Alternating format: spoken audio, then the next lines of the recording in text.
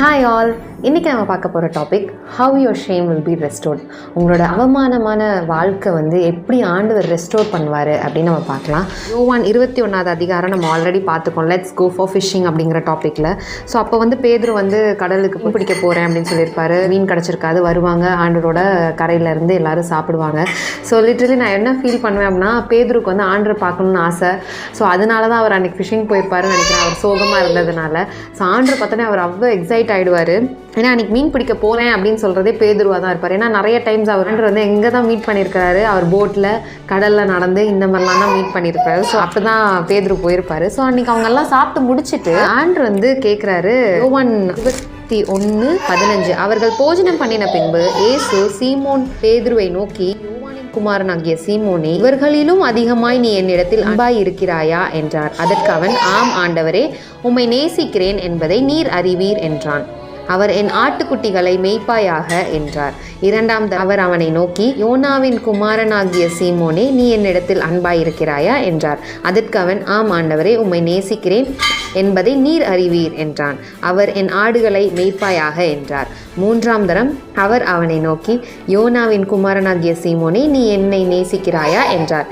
என்னை நேசிக்கிறாயா என்று அவர் மூன்றாம் தரம் தன்னை கேட்டபடியினாலே பேதுரு துக்கப்பட்டு, ஆண்டவரே, நீர் எல்லாவற்றையும் அறிந்திருக்கிறீர், நான் உம்மை நேசிக்கிறேன் என்பதையும் நீர் அறிவீர் என்றான். இயேசு, என் ஆடுகளை மேய்ப்பாயாக என்றார்.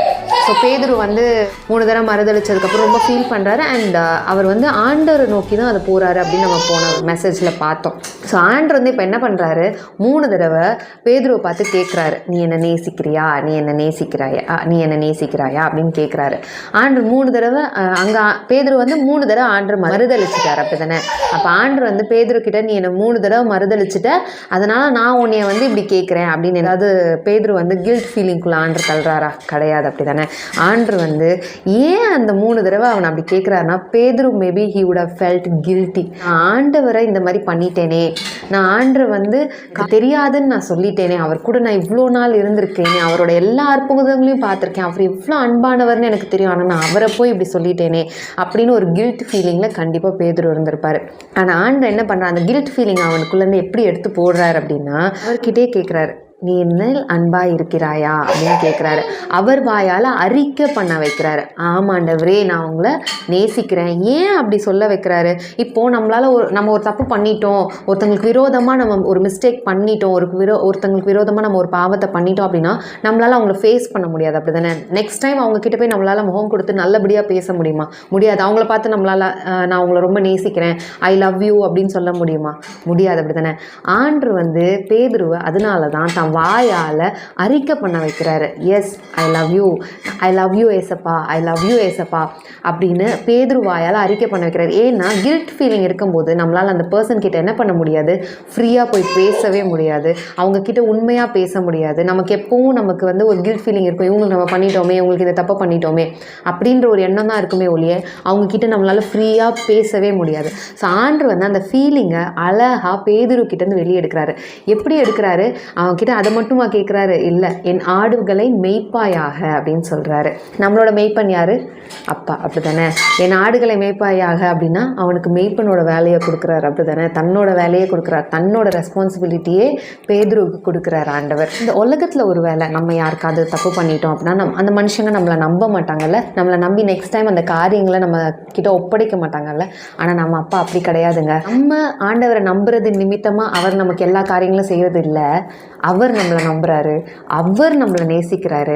பேதுருக்கு அப்படி தான் ஒரு தடையும் அவர் கேட்கும்போது, என் ஆடுகளை மேய்ப்பாயாக, நீ தான் அதுக்கு ரெஸ்பான்சிபிள், நான் உன்னை நம்புகிறேன், உனக்கு நான் இந்த ரெஸ்பான்சிபிலிட்டி தரேன், நீ பண்ணு அப்படின்ட்டு பேதுருக்கு ஆண்டர் சொல்கிறாரு. எவ்வளோ நல்ல தகப்பன்ல. நம்மளோட வாழ்க்கையில் நிறைய இடத்துல நம்ம ரொம்ப அவமானப்பட்டிருப்போம், இந்த கில்ட் ஃபீலிங்னால நம்ம ரொம்ப கஷ்டப்பட்டிருப்போம். ஆனால் நீங்கள் இப்போ இந்த நாளில் நீங்கள் சொல்ல வேண்டிய காரியம் என்ன அப்படின்னா, ஆண்டவரே, நான் உண்மை நேசிக்கிறேன், நீங்கள் எனக்கு கொடுத்துருக்கிற பொறுப்பை நான் உண்மையாக செய்ய விருப்பப்படுறேன்ப்பா, நீங்கள் என் கூட இருங்க, நான் உங்களை நேசிக்கிறேன். நீங்கள் எத்தனை தடவை வேணால் அதை சொல்லலாம். நீங்கள் ஒருவேளை தப்பு பண்ணிட்டீங்கன்னா நீங்கள் விஷயம் ஓட வேண்டியது நம்ம அப்பா கிட்ட மட்டும்தான்.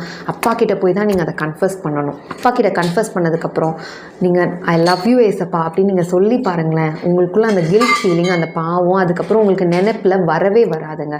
நீங்கள் இதை ட்ரை பண்ணி பாருங்கள். இந்த உலகத்தில் நம்மளை நிறைய பேர் நம்ம பண்ண தப்பின் நிமித்தம் நம்ம டிஃப்ரெண்ட்டாக ட்ரீட் பண்ணலாம், நம்மளை வந்து ஹர்ட் பண்ணலாம், என்ன வேணால் பண்ணலாம்.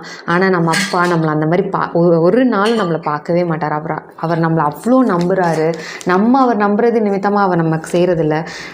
நம்ம அப்பா நம்ம மேலே நம்பிக்கை வச்சுருக்கிறார். என் பிள்ளை இதை செய்வா, என் பிள்ளை இதை கரெக்டாக செய்வா அப்படின்னு சொல்லிட்டு நம்ம அப்பாவுக்கு நம்ம மேலே அவ்வளோ நம்பிக்கை இருக்குது.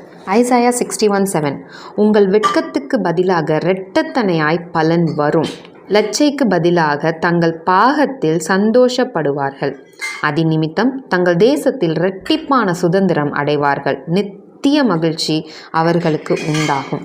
நம்ம அப்பா என்ன சொல்கிறார், நம்மளோட வெட்கத்துக்கு பதிலாக நமக்கு என்ன பண்ணுவாரான்னா, நமக்கு ரெட்டத்தனியாக என்ன பண்ணுவாராம், பலன் வருமா. நம்ம ஒரு வேளை அசிங்கப்படுறோம், நம்ம நிறைய பேர்கிட்ட கவலைப்படுறோம் அப்படின்னா ஃபீல் பண்ணாதீங்க. நம்ம இந்த அவமானத்தெல்லாம் நம்ம சகிச்சிக்கணுமா, இந்த அவமானம்லாம் நம்ம படணுமா நம்ம வாழ்க்கையில் அப்படின்னு நீங்கள் நினச்சிங்கன்னா ஃபீல் பண்ணாதீங்க. பேதுருவை நிறைய பேர் சொல்லியிருந்துருக்கலாம், நீ இதெல்லாம் பண்ண நான் அவரை வந்து ரொம்பவே ஃபீல் பண்ண வச்சுருக்கலாம். ஆனால் ஆண்ட்ரு இதை வந்து பண்ணதுக்கப்புறம் ஆண்ட்ரு பேதுருக்கு எப்படி ரெஸ்டோர் பண்ணுறாரு, அவரோட ஃபர்ஸ்ட் சர்மனில் 3000 பேர் ரட்சிக்கப்படுறாங்க.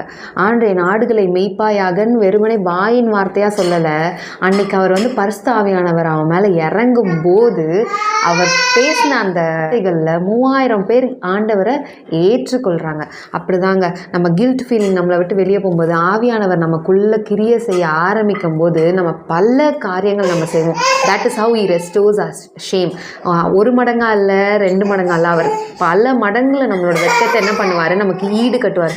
இதுக்கப்புறம் நம்மலாம் என்னைக்காவது வந்து நம்மளுக்குள்ளேயே நம்ம பேசியிருக்க மாட்டோம். பேதுரு வந்து 3 தடவை மறுதளிச்சிட்டாருன்றதை தாண்டி நமக்கும் என்னதான் ஞாபகம் இருக்கும், பேதுருவோட சர்மனில் 3000 பேர் ரட்சிக்கப்பட்டாங்க. அவர் ஆண்டருக்கு நேராக 3000 பேரை திருப்பினார் அப்படின்னு சொல்லிட்டாங்க. This is how God restores. நம்மளும் நம்மளோட வாழ்க்கையில் நம்மளோட கில்ட் ஃபீலிங்கை விட்டு ஆண்டவரே நானுமே நேசிக்கிறேன் அப்படின்னு நீங்கள் சொல்லும்போது ஹீ ரெஸ்டோர்ஸ் யுவர் லைஃப்.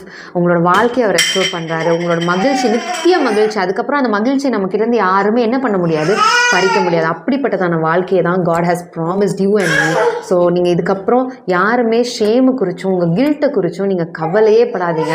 ஆண்டவர் வந்து அதுக்கு சரியாக என்ன பண்ணிடுவார், நமக்கு வந்து நம்ம வாழ்க்கையை கவர் பண்ணிடுவார், நம்மளை ப்ரொடெக்ட் பண்ணிடுவார். எந்த இடத்துலையும் நம்ம வெட்கப்பட்டு போகாதபடிக்கு நம்ம வாழ்க்கையை தலை நிமிர்ந்து நம்ம வாழ்கிறதுக்கு ஆண்டவர் கிருபை பாராட்டுவார். கர்த்தர் தாமே உங்கள் ஒவ்வொருவரையும் ஆசீர்வதிப்பாராக. May God bless you.